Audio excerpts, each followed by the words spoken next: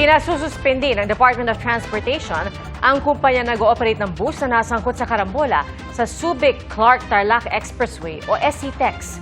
10 ang patay at lagpas 30 ang sugatan sa malagim na disgrasya. Saksi, si Rafi Tima. Ay putang mo! Ito ang nasaksihan ng mga napadaan sa SCTEX northbound papunta sa toll plaza ng Tarlac pasado tanghali. Yuping-yupi ang mga sasakyan kung saan may mga taong naipit.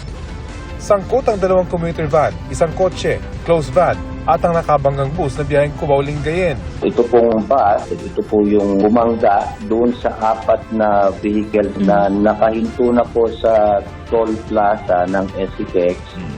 Hawak na ng pulisya ang driver ng bus na sugatan din sa insidente. Base sa investigasyon, Naka-isip daw po siya. Yung bus driver po ng Solid North Transit na siyang unang bumangga dun sa mga sasakyan. Sa pagkakaidlip niya, dahil full speed po siya, so kaya po hindi niya namalayan na approaching na po siya dun sa SCTEX Toll Plaza. ayon sa mga otoridad, 10 ang patay. Karamihan sa kanila ay sakay ng nayuping van. Ilan sa mga nasawi, mga bata. Mahigit 30 naman ang sugatan at isinugod sa Tarlac Provincial Hospital. Isa sa kanila ang driver ng nayuping van na kritikal ang kondisyon. Sa tindi ng aksidente, pahirapan ng ospital na kilalanin ng mga biktima. May mga nakuha raw silang ID mula sa mga nasawi na mula pa sa Antipolo City. Hawak ngayon ng ospital ang mga cellphone ng mga naaksidente kung sakaling may tumawag na kaanak para maibalita sa kanilang nangyari. Nasa labas naman ng emergency room ang mga bag at gamit ng mga biktima. Isang batang lalaking edad 2 hanggang 3 taong gulang na may galos sa paa ang inaalagaan naman ng mga kawani ng Philippine Red Cross. Ayon sa mga otoridad, iyak nang iyak ang bata at hinahanap ang kanyang mga magulang na dead on the spot sa kotseng kanilang sinasakyan.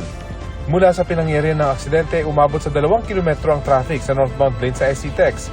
Yan ay matapos ipasara ang linya kung saan nangyari ang aksidente, kaya pinag-counterflow muna ang mga sasakyan sa southbound lane.